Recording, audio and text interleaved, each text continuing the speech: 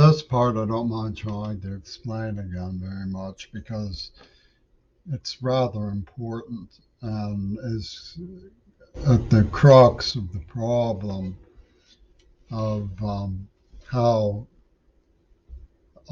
city of Pittsburgh and Seattle have gotten away with their terrible crimes. You see, when I was a little boy and I was attacked, putting aside for a minute the showman story of denial,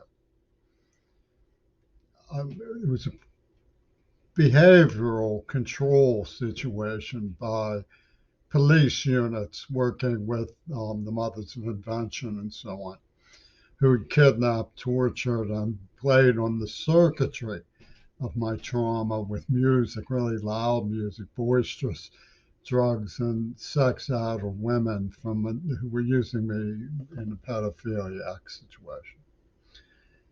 And of course, Michael Reagan loves this stuff. He thinks it's the best.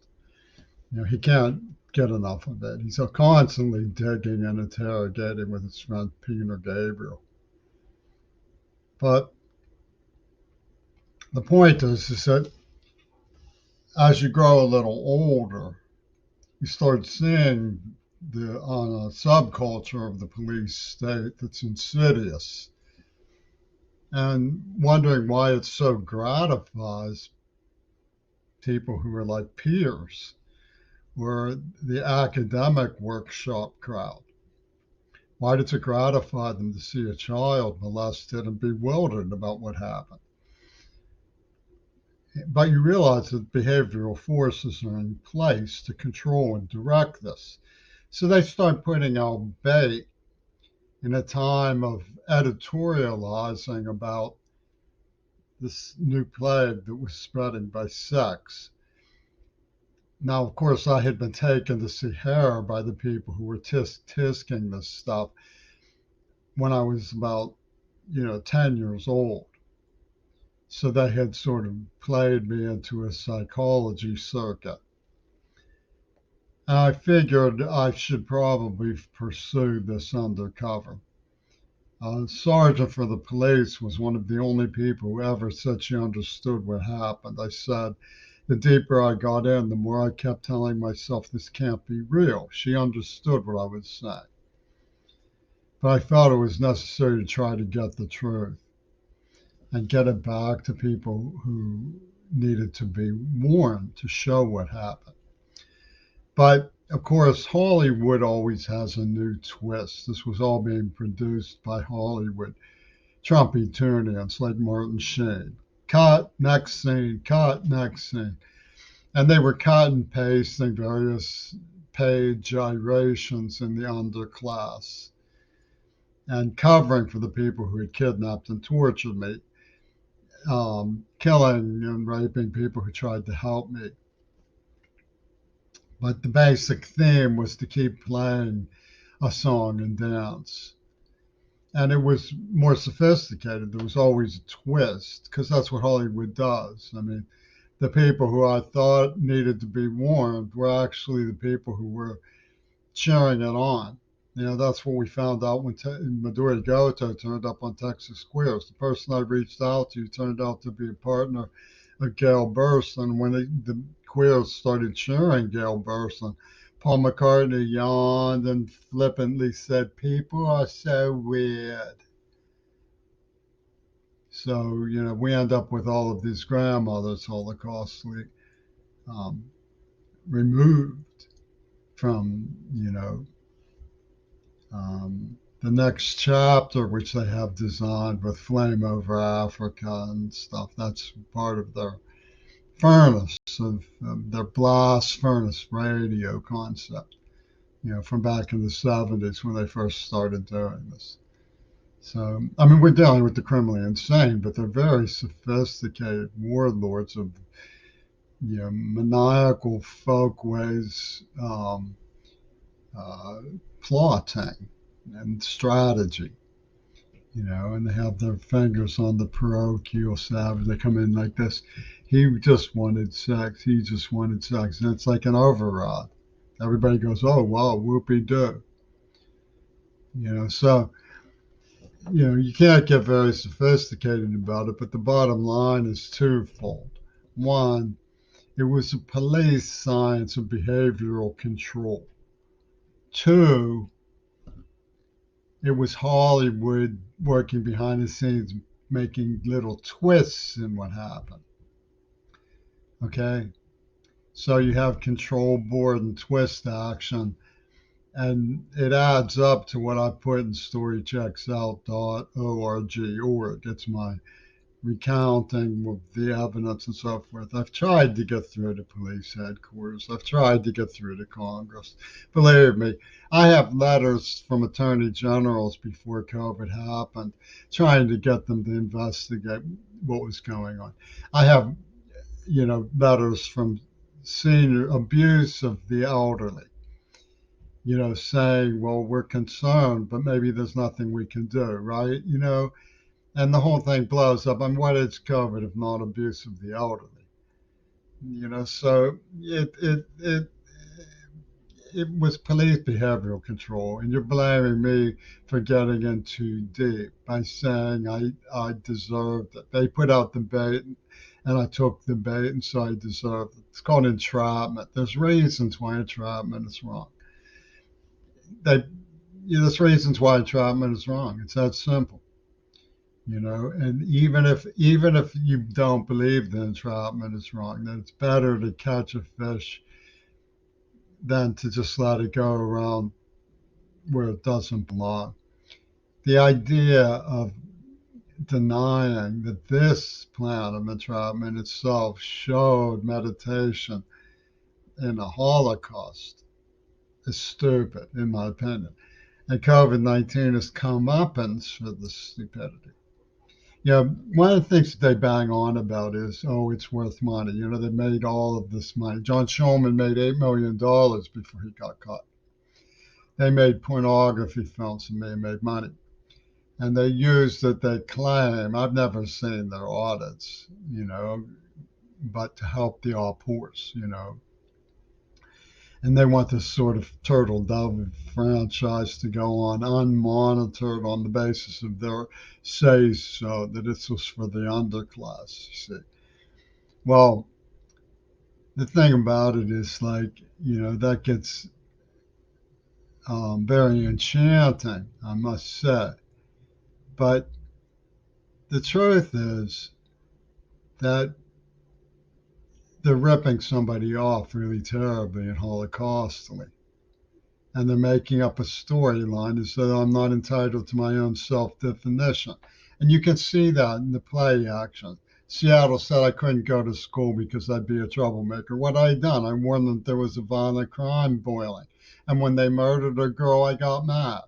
That proved that it was my fault, right? To them, it proved that because they could get away with saying that. Because the alternative would be to say, a police sergeant understood what he was saying. He was pursuing a chain of entrapment that showed meditation in the Holocaust from people who still endanger us. And nobody wanted to say that, so they said, I can't go to school, I'd fail. When I go to school, I succeeded. I got honors. I graduated. Did they apologize? No, they poisoned me in the mouth. You see, because they're working with Shulman, and Shulman wants to help the all poor, supposedly. What gives here? I was a child, was very sympathetic and crying, shamed about Anne Frank, but is she the poster girl for this revenge attack now? I mean, what is it that they can just do this? I mean, the JDL was jumping up and down in defense of John Shulman when I tried to report some of his suspicious activities, saying I was starting rumors about people. They ripped off my stamp collection as a group in Pittsburgh, which was a heirloom. I don't care what it was worth. I used to spend hours and hours in my littlehood sitting at my father's knee while he explained what the stamps meant. They were in the international collection. And they gloated over getting these things. How did they do it? By police state behavioral controls. They got Jimmy Crary traumatized, locked up in the only place that he could go with a bosom girl, and they had it all wired and listened in, ha ha ha ha ha ha ha. Well, he lost himself in his sorrows with this girl who wanted some from him. He was her cherry boy, they called him in the program notes. It's all in the program notes. Supposedly, they were saying we shouldn't allow children to go to see her, but behind the scenes, they were putting on this special production of Holocaust pornography. And who were it? Manson Cinema. Now you have a trip dude named Manson and a cinema, another girl named Cinema, blocking any kind of attempts to even assimilate any kind of meaningful attempt that so much as save the world. You know, and all I'm saying is it's false not to come clean about what happened. It's false to say that a person who had um, lovers when they were young was somehow an unclean spirit, because a lot of people were like that. And the abandonment of our ex-girlfriends during the initial COVID bomb, seeing women who had been abandoned crying, "What am I supposed to do? What am I supposed to do?" was outrageous misconduct. And the editorialists who had lied and lied and lied and lied continued to do the same thing. They continued to just lie and lie and lie and lie and lie, right?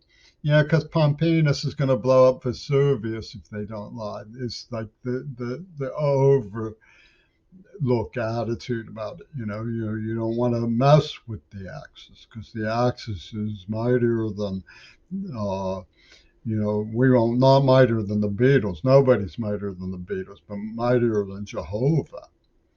You know, and it doesn't make any sense, because public safety has to do with oversight and review of these kinds of abnormal situations. Why do you just let that happen? Why don't you come and say, we've known James Curry a long time. If he heard what he says he heard, he must have. Give him a lie detector test, give him stress evaluations, look at the evidence where he managed to trick or bait the man into admitting on paper what it is that he had said that is so important. Take a look at the circumstances surrounding it, the nerve agent that they put inside his brain, which they lied about. Take a look at these dishonorable activities and then continue to fib. Oh, well, it was the more honorable agency that did all that. Oh, they're more honorable because they did all that. They put out the sniff for the qua thing, and he comes laughing. Why shouldn't we poison him in the mouth? Is their gibber switch. And all of this stuff adds up more than anything else to Martin Sheen and his crowd at Blast Furnace Radio in Pittsburgh. It's perfectly obvious what happened. It's perfectly obvious that the Tribunes need to work with the police department to identify the perpetrators and make sure they're kept out of laboratories instead of throwing open Mellon Institute to them. Paul Runco walks in and out of advanced materials and devices at Mellon Institute every single day, and he was at the root of this whole thing. I mean, what, Paul Runco? What's that supposed to mean? They're using an index to the whole thing. Manson Cinema. I mean, the whole thing is just ridiculous that people can pretend that it's not going on. Do you support it? Do you support the elimination of our grannies? I mean, I know that you didn't like Jimmy Carrey. He was queerball. You kick him around, the Penguins laugh. You made off with his girlfriend, and she was hot. Okay, and Penis Gabriel sang the whole showman spiel on So for an international audience. Neat. But our grannies?